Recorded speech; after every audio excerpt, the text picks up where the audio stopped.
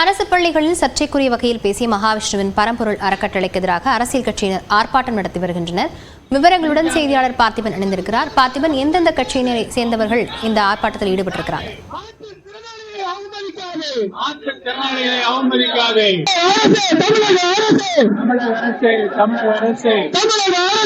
செய்தியாளர் பாலாஜி பாஸ்கர் விவரங்களுடன் இணைந்திருக்கிறார். பாலாஜி பாஸ்கர், எந்தெந்த கட்சியை சேர்ந்தவர்கள் இந்த போராட்டத்தில் ஈடுபட்டிருக்கிறாங்க? விவரங்களை பதிவு செய்யலாம்.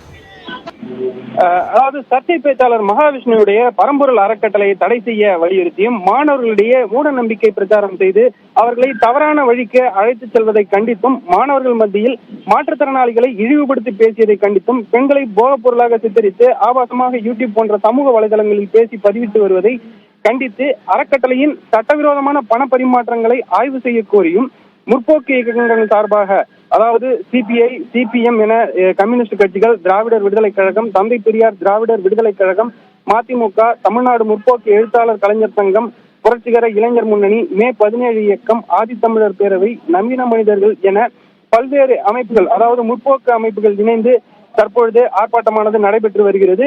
முதலில் பரம்பொருள் அறக்கட்டளையை முற்றுகையிட்டு நடத்துவதாக இந்த போராட்டமானது அறிவிக்கப்பட்டிருந்த நிலையில் அவிநாசி போலீசார் இந்த முற்றுகை போராட்டத்திற்கு அனுமதி மறுத்தனர். இதன் காரணமாக தற்பொழுது அணைப்புதூர் பேருந்து நிறுத்தம் அருகே ஆர்ப்பாட்டமானது நடைபெற்று வருகிறது. அவிநாசி போலீசார் இந்த போராட்டத்தில் பாதுகாப்பு பணியில் ஈடுபட்டு வருகின்றனர். மேலும் இந்த அமைப்பை முழுமையாக தடை செய்ய வேண்டும் என்பதும் அவர்களுக்கு வரக்கூடிய சட்டவிரோத பண பரிமாற்றங்களை கண்டறிந்து அதனை தடை செய்ய வேண்டும் என பல்வேறு கோரிக்கைகளை முன்வைத்து தொடர்ந்து இந்த போராட்டமானது எழுந்து வருகிறது. மேலும் இந்த நிறுவனத்தினரான மகாவிஷ்ணு பேசிய சர்ச்சை பேச்சு குறித்த வீடியோக்களை யூடியூபில் இருந்து அகற்ற வேண்டும் என்ற கோரிக்கையும் தற்பொழுது எழுந்திருக்கிறது. விவரங்களுக்கு நன்றி பாலாஜி பாஸ்கர்.